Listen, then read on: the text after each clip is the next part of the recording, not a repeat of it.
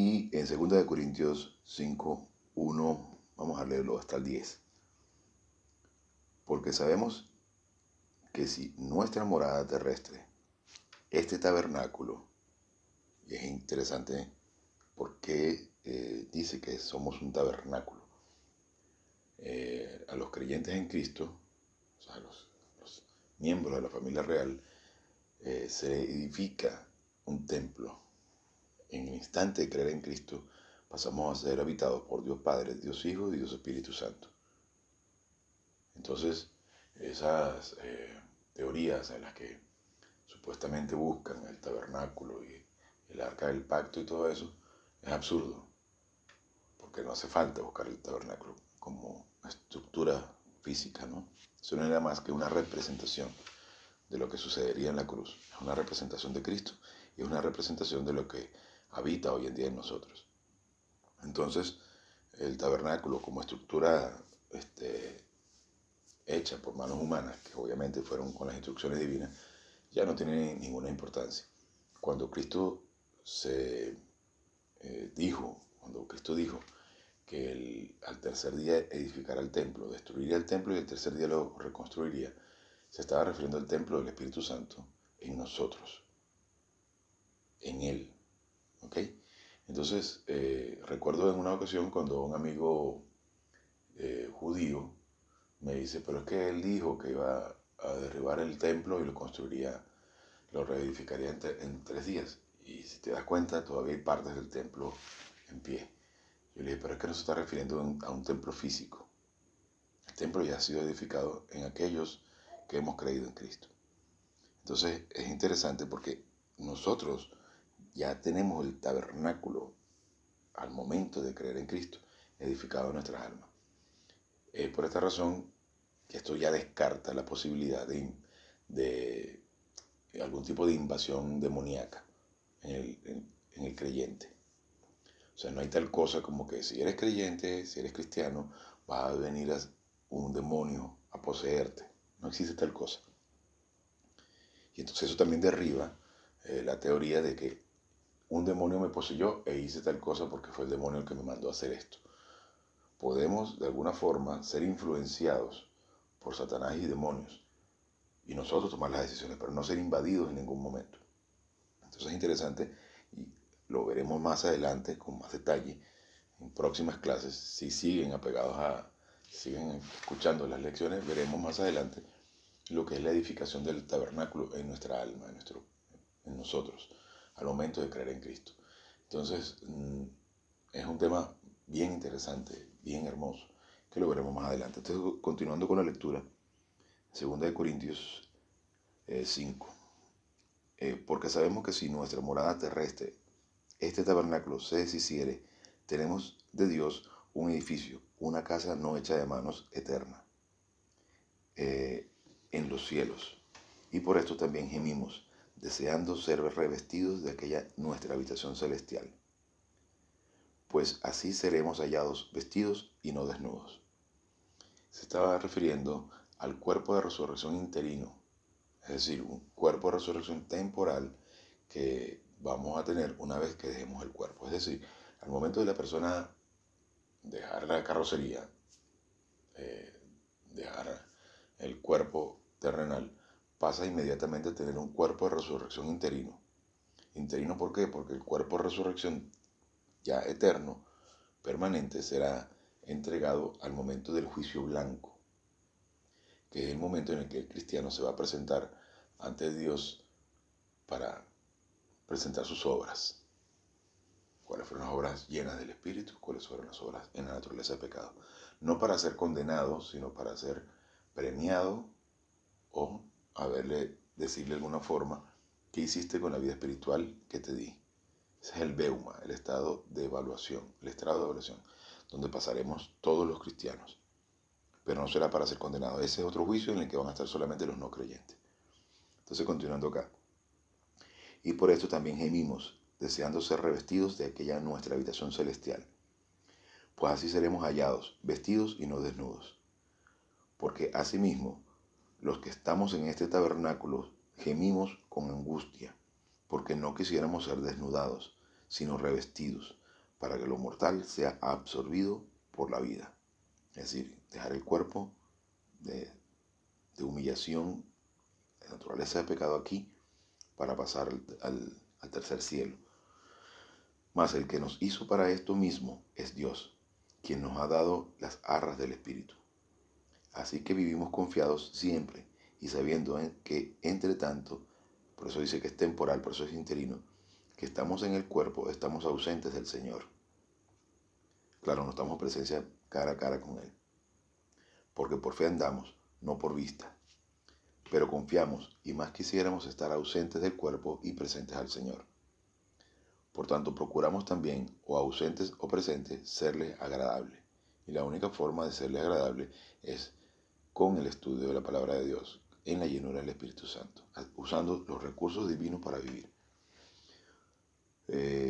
Porque es necesario que todos nosotros comparezcamos ante el tribunal de Cristo, para que cada uno reciba según lo que haya hecho mientras estaba en el cuerpo, sea bueno o sea malo. Y esto se puede prestar una cantidad de manipulación, una cantidad de malinterpretación por parte de los individuos religiosos, diciéndole a la gente, bueno, tienes que hacer lo bueno. ¿Y qué es lo bueno? Bueno, portarse bien, dar el diezmo, ayunar, juntar las manitos, no decir groserías, no fumar, hablar bonito, ser bondadoso con los hermanos, ayudar al enfermo, darle de comer al preso, al desvalido. No se está refiriendo a eso. Hacer lo bueno o hacer lo malo es con los recursos divinos, en la llenura del Espíritu Santo, poniendo a Cristo como primer lugar en tu vida. Y lo malo que es justamente creer que puedes alcanzar la aprobación de Dios por medio de tus obras. Eso es maldad total. Continuamos aquí en el 11. Conociendo pues el temor del Señor, persuadimos a los hombres, pero a Dios le es manifiesto lo que somos, y espero que también lo sea a vuestras conciencias. Entonces, porque para adorar a Dios hay que adorarle en espíritu y en verdad. Entonces, estar lleno del Espíritu Santo es lo que garantiza que tú, la obra que hagas, así sea un vaso de agua, o así sea estar lleno del Espíritu Santo y dándole gracias a Dios por todo lo que recibes en tu vida, sea adversidad o sea bendición. Todo es para bendición. Todo es una oportunidad para crecer. Todo es una oportunidad para glorificar su plan. Y agradecer a Dios por la peor adversidad es la máxima glorificación de su plan. En eso debemos estar concentrados. Procura con diligencia presentarte a Dios aprobado como obrero que no tiene de qué avergonzarse, que maneja con precisión la palabra de verdad. Y porque para adorar a Dios hay que adorarle en espíritu y en verdad. En espíritu, en la llenura del Espíritu Santo, y en verdad, con la precisión de la palabra de Dios. Así que unos breves instantes para hacer uso de 1 Juan 1:9. Si citamos nuestros pecados, Dios es fiel y justo para perdonar nuestros pecados y purificarnos de toda maldad o de todo mal hacer. Así que unos breves instantes y comenzamos. Gracias Dios Padre por esta oportunidad y este maravilloso privilegio que nos das de poder presentarnos ante ti, a estudiar tu increíble palabra, tu increíble y hermoso plan.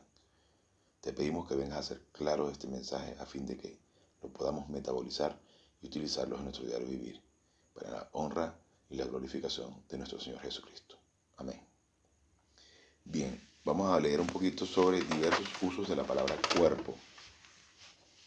Debemos considerar los diversos usos que se le dan a la palabra cuerpo en el Nuevo Testamento. El cuerpo del pecado, en Romanos 6:6, esta expresión no ofrece ninguna garantía para la antigua filosofía que enseña que el cuerpo es el asiento del mal y por tanto debe debilitarse y despreciarse. Una teoría errónea. Ese punto de vista contradice el testimonio bíblico con respecto al cuerpo del hombre. El pecado no comenzó con el cuerpo, sino que es una rebelión de la voluntad contra Dios y siempre ha continuado siendo igual. Es decir, no tiene nada que ver con el cuerpo, sino lo que nosotros pensamos.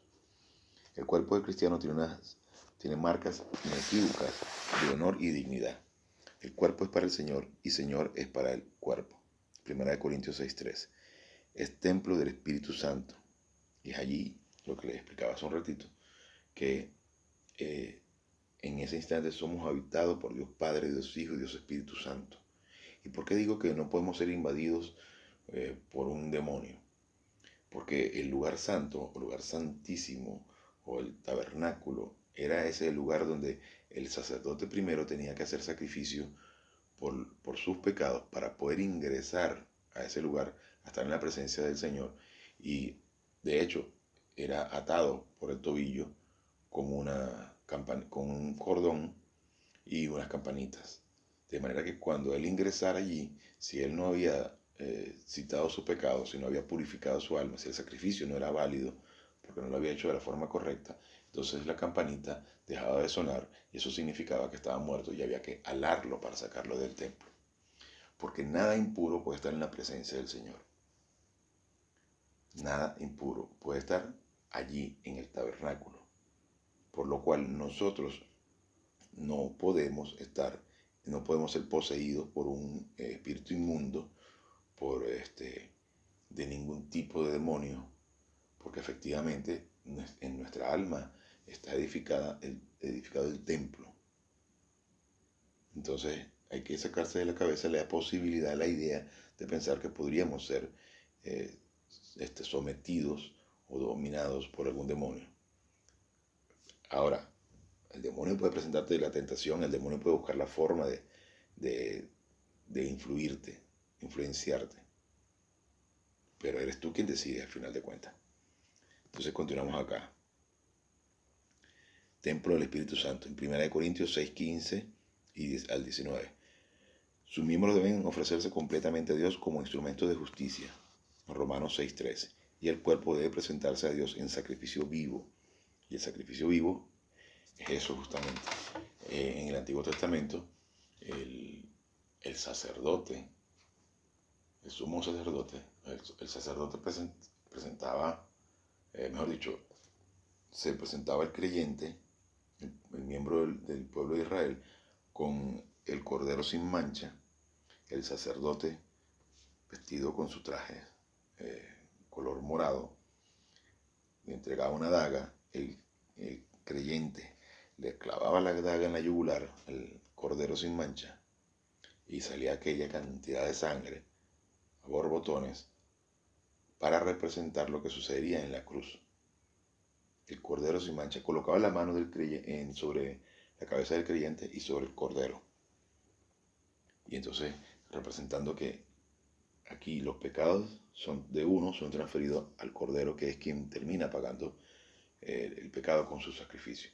Ya eso no es necesario, porque ya de una vez y para siempre, el cordero sin mancha pagó todos los pecados del género humano. Entonces imagínense el impacto en ese momento de ver ese animal inocente muriendo por los pecados del otro individuo como sustituto. Pero ahora nosotros tenemos la oportunidad de, haciendo uso de 1 Juan 1:9, recordar el sacrificio de Cristo en la cruz para purificar nuestros pecados. Por eso nosotros no necesitamos matar de nuevo un cordero, no necesitamos hacer un sacrificio personal, porque ya Cristo lo pagó todo en la cruz. Ese es el sacrificio, por eso es que nos presentemos como un sacrificio vivo. Y eso es citar nuestro pecado.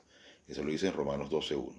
Si el cuerpo es el asiento del pecado, debiera ser abandonado y no redimido. Pero se dice que el Espíritu vivifica nuestros cuerpos mortales. Y eso es de nuevo la llenura del Espíritu Santo. En medio de sufrimientos anormales, la persona puede estar dispuesta a aceptar la liberación de su propio cuerpo, pero la actitud normal es la de alimentarlo y cuidarlo. En Efesios 5:29. El hecho más conclusivo es el de que Cristo tuvo un cuerpo humano normal, pero sin pecado. No se indica nunca que su cuerpo haya sido fuente de ninguna clase de incitación al pecado. Aquí surge la distinción entre cuerpo, soma, de ahí proviene la palabra somatizar, por ejemplo, en la psicología, y carne, que es sorex. Esta distinción, es que está en griego acá, esta distinción la consideraremos a su debido tiempo. La expresión el cuerpo del pecado se emplea en Romanos 6:6 para referirse al viejo hombre, es decir, al no nacido de nuevo, o sea, la naturaleza de pecado. Cómo el cuerpo humano expresa la vida del hombre. Así el poder del pecado para expresarse puede ser anulado por el poder superior del Espíritu. El cuerpo del pecado, por tanto, no es otro que el poder del pecado para manifestarse. Tenemos la increíble ventaja y bendición de tener el poder de anular la naturaleza de pecado. Pero nosotros tenemos la libertad de darle poder o quitárselo. Es decir, cuando tenemos una tentación, tenemos la posibilidad de no pecar o simplemente decidimos pecar. O sea, lo hacemos voluntariamente. En un instante, puede suceder en un pequeño instante en el que nosotros podemos decir, no quiero cometer este pecado. O simplemente decir, pues me da la gana de hacerlo. Entonces, continuando acá. Este cuerpo de muerte, Romanos 7:24, aquí hay una referencia a la naturaleza de pecado, es decir, la naturaleza que está en la carne, la cual se opone a Dios. La lucha de Pablo, según el testimonio que él mismo da en el contexto de este versículo, Romanos 7:15 al 25, es entre él, el yo que es salvo, considerado en forma hipotética, y la carne, considerada éticamente. Y es interesante ver cómo Pablo dice, ¿por qué hago lo que no quiero? Él está reconociendo allí el poder increíble que tiene la naturaleza del pecado. Pero claro, más adelante él se puede deducir que efectivamente él llegó a un nivel en el que ya podía controlar realmente la naturaleza del pecado. Y podemos llegar a ese mismo nivel. Solo se requiere dedicación y constancia. Todos los días, todos los días, todos los días. No solo estudiar, sino la aplicación. La aplicación constante de los conceptos básicos de citar su pecado, de estar lleno del Espíritu Santo. Después, orientación a la gracia, orientación a la doctrina, amor personal por Dios, amor impersonal por el género humano. Y en ese proceso vas avanzando. Conciencia de que tienes la seguridad eterna, de que estarás en el tercer cielo. Llegas al punto de estar entonces concentrado en lo máximo con Cristo. Amar al prójimo como nosotros mismos. Imagínense, qué terrible y qué difícil. Pero en esa constancia, en esa persistencia de estar concentrado con la palabra de Dios y en esa aplicación constante, vamos dejando que la naturaleza del pecado tenga cada vez menos poder. Aunque siempre terminaremos teniendo, cediéndole poder. Porque es imposible, mientras tengamos este cuerpo, dejar de pecar. Entonces dice este cuerpo de muerte en Romanos 7:24. Aquí hay otra vez una referencia a la naturaleza de pecado, es decir, la naturaleza que está en la carne, la cual se opone a Dios. La lucha de Pablo, según el testimonio que él mismo da en el contexto de este versículo, en Romanos 7:15 al 25, es que entre el yo, que es salvo, considerado en forma hipotética, y la carne, considerada éticamente. Él clama por la liberación, es decir, que él sea liberado de algo que él comprará, que él compara, con un cuerpo muerto, que siempre está presente a él. El mismo apóstol escribió con respecto a sí mismo que él golpeaba su cuerpo para mantenerlo en sujeción. 1 Corintios 9:27. Pero lo que él hacía con el cuerpo era solo un medio para lograr el letargo de su alma. O sea, esa autoflagelación no es más que una, vamos a decirlo así, como una distorsión de lo que es realmente el citar los pecados. Eso no sirve absolutamente para nada. Para nada. Un único sirve para destruir tu cuerpo físicamente, pero no te conecta con Dios. Porque lo único que está diciendo es, bueno, yo tengo que hacer algo. Y ese hacer algo es absolutamente erróneo cuando lo único que debe hacer es descansar. Descansar en las provisiones divinas, descansar en lo que hizo Cristo en la cruz. Y la única forma es citar los pecados, las independencias. Porque recuerden que pecado es actuar independientemente de Dios. Entonces, citar nuestras independencias y estar en conexión con Dios y estar siempre lleno del Espíritu Santo la mayor parte del tiempo. Siempre no vamos a poder, nunca vamos a poder el 100%. Pero estar entonces consciente de que no depende de nuestra voluntad, depende de nuestra voluntad, pero que no depende de nuestra capacidad para hacer esfuerzos para alcanzar la aprobación de Dios, porque Cristo lo hizo ya todo en la cruz. Solo debemos es descansar en su provisión. Y bien, continuando aquí, otro escribió con respecto a sí mismo que él golpeaba su cuerpo para mantenerlo en sujeción, pero lo que él hacía con el cuerpo era solo un medio para lograr el letargo de su alma. También se le llama cuerpo de humillación nuestra, cuerpo de la humillación nuestra en Filipenses 3:21. En este caso, la versión autorizada en inglés tiene una mala traducción, or vile body, o sea, nuestro cuerpo vil. Nada de lo que Dios hizo es vil, así que dicha versión favorece las ideas paganas con respecto al cuerpo humano. En cambio, la traducción de la versión revisada en inglés tiene la misma traducción de nuestra versión Reina Valera, revisión de 1960, el cuerpo de la humillación nuestra. Todos los exégetas, que los exégetas son aquellos estudiosos que extraen muy meticulosamente palabra por palabra para hacer traducciones y para hacer estudios a fondo. Digamos que esto que estamos viendo es una exégesis de lo que es la palabra de Dios. Dice, todos los exégetas sostienen que esta es la traducción correcta. De igual modo, se interpreta mal la expresión, se siembra en deshonra, resucitará en gloria. 1 Corintios 15:43. Allí no se nos presenta el contraste entre el cuerpo actual, especialmente por el hecho de que tiene que experimentar la corrupción, y el cuerpo que ha de tener el creyente cristiano. La palabra deshonra no implica fracaso moral. Esta es una declaración que indica que este cuerpo no es el cuerpo de gloria como el que hemos de tener. Nosotros tendremos un cuerpo de gloria una vez dejemos esta carrocería, el momento de morir. Por eso no debemos preocuparnos porque si nos morimos o no. Si morimos, bienvenido sea, porque va a ser un momento de gloria. Y en una parte de la Biblia nos dice, deliciosa es para Dios la muerte de sus santos. Es decir, una vez que nosotros morimos físicamente, estaremos en presencia del Señor de inmediato, con un cuerpo de resurrección interino. Entonces, claro, como no, tener dolores de espalda, tener dolores de pie, de muela, de cabeza, todo eso claro que es molesto, pero no es más que parte de un cuerpo que vamos a dejar acá.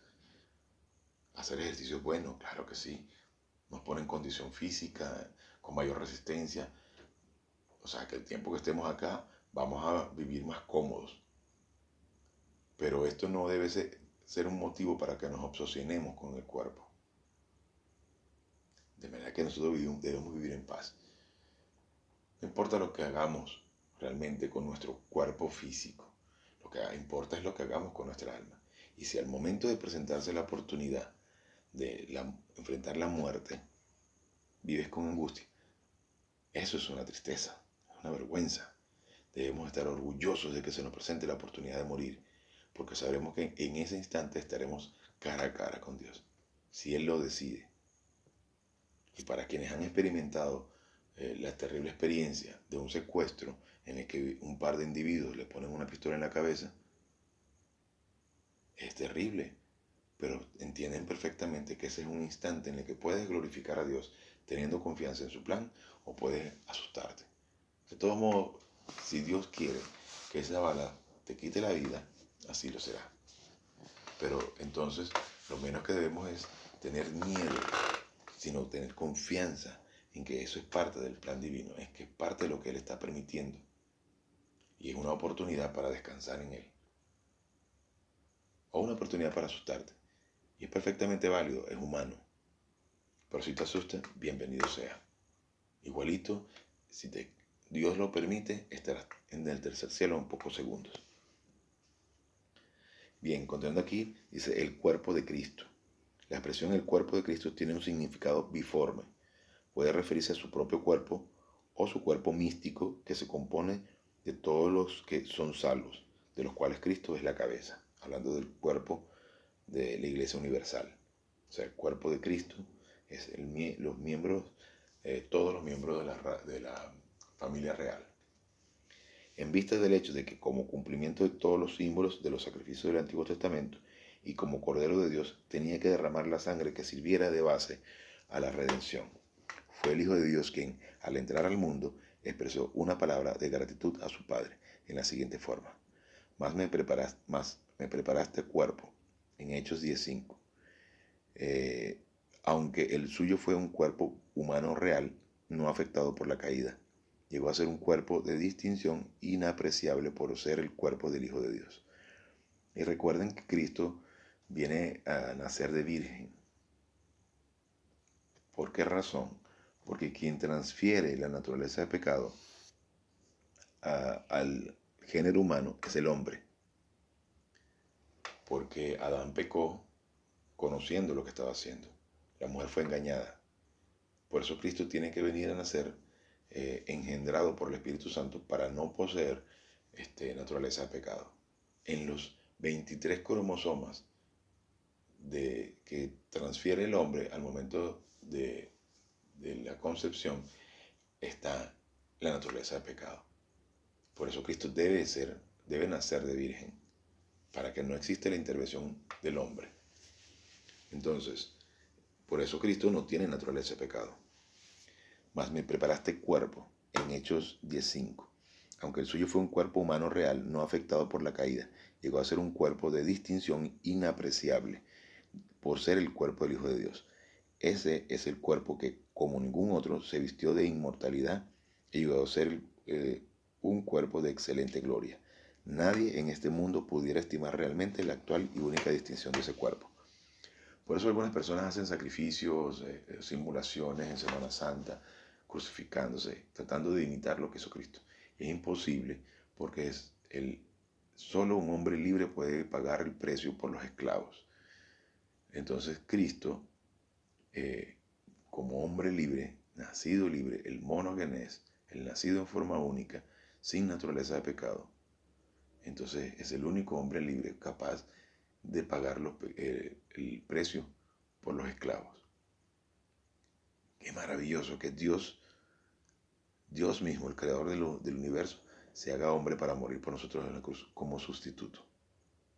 Eso es un regalo que es imposible que podamos anularlo. No existe mayor expresión de arrogancia que aquel del cristiano que cree que puede hacer algo para sumarle a la salvación, o que crea que la salvación puede perderse. Cuando nada más y nada menos, Dios se hizo hombre para morir por nosotros en la cruz. En lo que respecta al cuerpo místico, es decir, la iglesia, ninguna figura que se utilice para expresar la relación que existe entre Cristo y la iglesia se emplea con más frecuencia que la de la cabeza y el cuerpo con sus muchos miembros. En esta figura hay dos notables pensamientos, en el de la manifestación y el del servicio. Así como la vida interna se manifiesta por medio del cuerpo, así el cuerpo de Cristo sirve para manifestar a Cristo en este mundo. Y es el medio por el cual Él realiza su actividad a través del Espíritu Santo. Entonces, ese es, con respecto al cuerpo de Cristo y el maravilloso y hermosísimo evento de la cruz, en el que Dios se hace hombre para morir por nosotros, es algo increíble. Y por eso hay una gran distorsión con respecto a la Navidad. Cuando llegue la época de Navidad, vamos a hacer un estudio específico, saliéndonos un poquito de todo el cronograma, para explicar lo que significa la Navidad. Porque hay una gran distorsión con respecto a lo que se celebra. Y es precisamente lo que vamos a hablar, es justamente lo que es ese evento increíble en el que Dios vino a hacerse hombre para poder nosotros tener una relación directa con nuestro Padre increíble, hermoso y perfecto. Entonces, vamos a conocer lo que significa eso, el cuerpo de Cristo. Pero veremos más adelante porque es un tema la verdad es que todo es muy interesante. Bueno, y a manera de conclusión dice aquí, con respecto al cuerpo humano, podemos concluir que es, por creación, un producto del polvo de la tierra. Se sostiene por medio de los elementos que se derivan de la tierra y torna a la tierra, regresa a la tierra. El cuerpo está sentenciado a muerte por causa del pecado, está sujeto a la resurrección o a la traslación y es eterno como el alma y el espíritu. Entonces, parte inmaterial del hombre en la creación y el origen de la parte inmaterial del primer hombre. Entonces, en la próxima clase vamos a ver un poquito de este tema. Como les digo, no puedo extenderme demasiado porque no quiero que tampoco sean clases larguísima, porque tenemos muchísimo que ver, muchísimo que estudiar, muchísimo que conocer. Y a la medida que vayamos avanzando, y ese pequeño grupo que va cada vez más reducido, va haciéndose cada vez más sólido, más fuerte, y son los que tienen garantizado llegar a la máxima cima.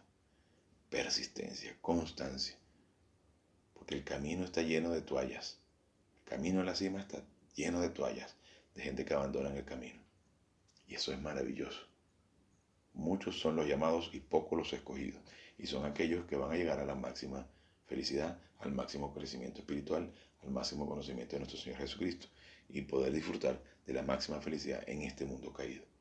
Y a la medida que avanzamos y permanecemos en el estudio y en el crecimiento espiritual, alcanzamos un nivel de tranquilidad, de felicidad, de satisfacción, de libertad, de saber que no tienes que cumplir con un montón de rituales y cosas absurdas y ridículas de las religiones, y comienzas a ser libre de verdad, alcanzando la aprobación de Dios por medio del sacrificio único y perfecto de Cristo en la cruz, y no por medio de las cosas que creamos que nosotros podemos hacer. Y saber que todas las cosas que pasan a nuestro alrededor sirven para nuestro crecimiento espiritual, sirven para glorificar a Dios, sirven para tener paz en medio de las peores circunstancias. De eso se trata la vida espiritual. Y cuando vas caminando por la calle, te das cuenta que todo el mundo anda angustiado por el virus o por lo que sea, y tú andas en paz. Esa es parte de la recompensa que podemos cobrar aquí en la tierra. Y con esto terminamos la clase de hoy. Gracias Dios Padre por esta oportunidad y este maravilloso privilegio que nos das de poder concentrarnos en el estudio de tu hermoso palabra, en tu hermoso plan. Te pedimos que vengas a hacer claro este mensaje a fin de que podamos utilizarlo en nuestro diario vivir.